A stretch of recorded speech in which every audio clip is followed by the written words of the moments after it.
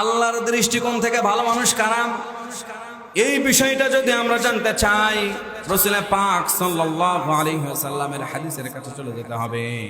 ওয়ালাকিন ইয়ানজুরু ইলা কুলুবিকুম ওয়া আ'মালিকুম। আল্লাহ রাসূল সাল্লাল্লাহু আলাইহি ওয়াসাল্লাম বলেন, মানুষের কোন সম্পদ সম্পত্তি আল্লাহ রাব্বুল আলামিন দেখেন না, চেহারা সৌন্দর্য আল্লাহ রাব্বুল আলামিন দেখেন না, তিনি যা দেখেন মানুষের অন্তর আর আমল। যদি অন্তরটা আল্লাহর জন্য হয়, যদি আমলগুলো আল্লাহর জন্য হয়, আল্লাহর সন্তুষ্টির জন্য হয়, তবেই সেই কেবল ভালো মানুষ। আর তার জন্য আল্লাহ রাব্বুল আলামিন কয়েকটা কাজ দিয়েছেন, সেই সম্পর্কে আয়াতে কারিমা তেলাওয়াত করেছি। অন্তরটা আল্লাহর জন্য হতে হবে। ইন্না সালাতি ওয়া নুসুকি ওয়া মাহইয়ায়া ওয়া মামাতি লিল্লাহি রাব্বিল আলামিন। আল্লাহ রাব্বুল আলামিন বলছেন, ও বান্দা বলো, আমার জীবন, আমার কুরবানি, আমার নামাজ, আমার সব কিছু আল্লাহর জন্য। কার জন্য? আল্লাহর জন্য। তাকওয়া, আমার ইখলাস, আমার সব কিছু আল্লাহর জন্য। যদি আমার জীবনের সব কিছু আল্লাহর জন্য হয়ে যায়, বিশ্বাস করেন আমার দ্বারা কখনো কোনো খারাপ কাজ হতে পারে না, ঠিক না? যদি কারো মনের মধ্যে আল্লাহর ভয় থাকে, যদি কারো মনের মধ্যে আল্লাহর ভয় থাকে, ওর দ্বারা চুরি হবে না, ডাকাতি হবে না, খুন খারাপি হবে না, জিনা হবে না, ব্যভিচার হবে না, ঠিক কিনা বলেন? যার মনের মধ্যে আল্লাহর ভয় থাকবে সে কখনো সুদ খাইতে পারে না, সে কখনো ঘুষ খাইতে পারে না, অসহায় গরিব দুঃখীদের টাকা পয়সাগুলো হ্যাকিং করে আত্মসাৎ করে দিতে পারে না। এজন্য সব কিছু করতে হবে কার জন্য বলেন? আল্লাহর জন্য। কুনতুম খায়রা উম্মাতিন উখরিজাত লিন-নাস। তোমাদের মধ্যে এমন একটি দল, তোমাদের মধ্যে এমন একটি দল বের হবে যারা উত্তম, যারা নিজেরা উত্তম এবং যারা আল্লাহর পথে মানুষকে ডাকবে, সৎ কাজের আদেশ দিবে। তা'মুরুনা বিল মা'রুফি ওয়া তানহাউনা আনিল মুনকার। যারা আল্লাহর পথে ডাকবে, মানুষকে সৎ কাজের আদেশ দেবে, অসৎ কাজ থেকে মানুষকে নিষেধ করবে। তো সেই মানুষটা যদি ভালো না হয়, সে ডাকতে পারবে নাকি? সৎ কাজের আদেশ দিতে পারবে? অসৎ কাজের নিষেধ করতে পারবে? আল্লাহ রাব্বুল আলামিন সর্বপ্রথম বললেন, কুনতুম খায়রা উম্মাতিন। সর্বপ্রথম তোমাদের মতো উত্তম একটি জাতি তৈরি হবে, সর্বপ্রথম উত্তম জাতি, ভালো মানুষ তৈরি হবে। অর্থাৎ প্রথম আল্লাহ তাআলা নিজেকে ভালো মানুষ হতে বলেছেন, ঠিক কিনা? প্রথমে নিজেকে ভালো মানুষ হতে বলেছেন। দেখেন আল্লাহ পাক যত জায়গায় পবিত্র কোরআনে কারিমের মধ্যে যত জায়গায় ভালো আদেশ করেছেন, সমস্ত জায়গাগুলোতে আল্লাহ রাব্বুল আলামিন ইয়া আইয়ুহাল্লাযীনা আমানু, ঈমানদারকে ব্যবহার করেছেন। অর্থাৎ মুখে বলা এক বিষয় আর অন্তরে মানা আর এক বিষয়, ঠিক কিনা? মুখে তো সবাই বলতে পারে, সবাই তো অ্যাডভাইস দিতে পারে, উপদেশ দিতে পারে, কিন্তু আন্তরিকভাবে কয়জন মানতে পারে বলেন? অসংখ্য মানুষ আছে। বিগত সময়গুলোতে আমরা দেখেছি কয়েকদিন পর পর প্রেস ব্রিফিং এ আসতো নেতারা, ঠিক কিনা? এসে বলতো কোন দুর্নীতিকে আমরা সাপোর্ট করি না, কোন জুলুমকে আমরা সাপোর্ট করি না, কিন্তু দিন শেষে দেখা গেল এমন কোন অন্যায় নাই, এমন কোন জুলুম নাই যারা তা করে নাই, ঠিক কিনা? প্রতিটা জুলুম, প্রতিটা নির্যাতন, প্রতিটা নিপীড়ন, প্রতিটা দুর্নীতি সব কিছু তারা করত, এমন কোন দুর্নীতি নাই যা তারা করে নাই। এজন্য সর্বপ্রথম কি করতে হবে? আগে নিজেদের মধ্যে আমল করতে হবে। এর জন্য আমাদেরকে যে কাজগুলো করতে হবে তার আমি 3টা পয়েন্ট তুলে ধরার চেষ্টা করব ইনশাআল্লাহ।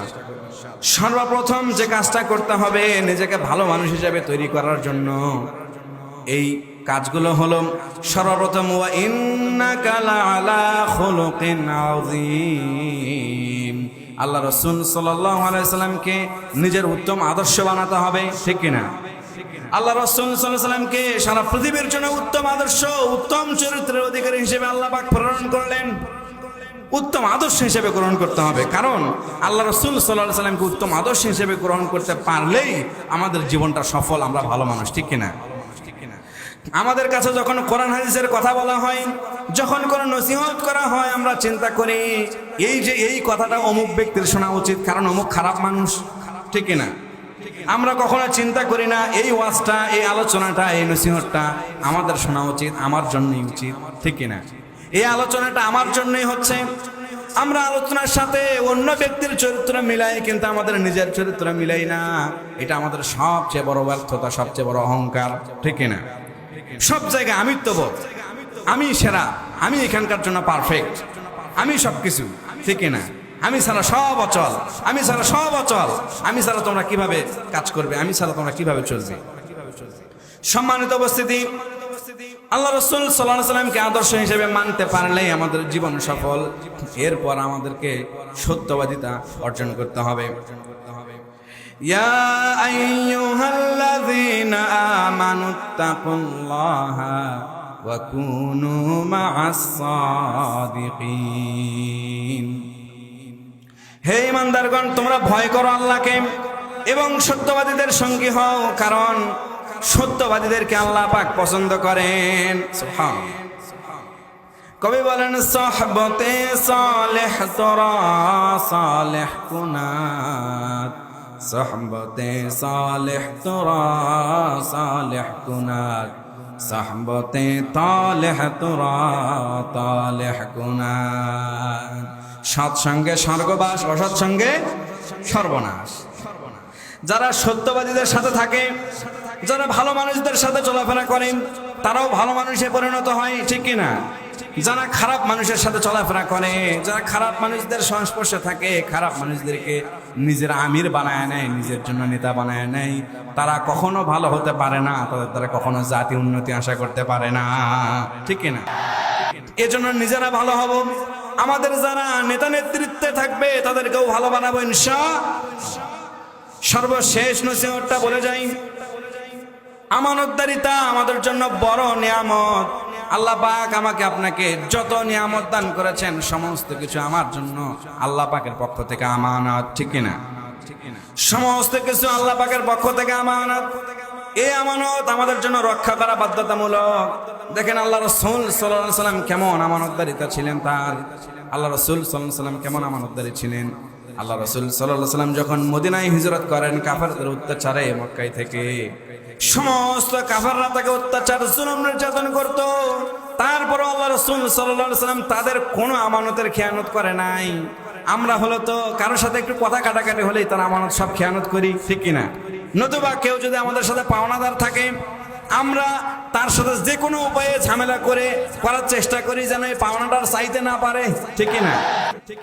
আল্লাহ রাসূল সাল্লাল্লাহু আলাইহি ওয়াসাল্লাম যখন চলে যান, যাওয়ার আগের রাতে সমস্ত পাওনাগুলো হযরত আলী রাদিয়াল্লাহু তাআলা আনহুর কাছে বুঝিয়ে দিয়ে তিনি চলে গেলেন।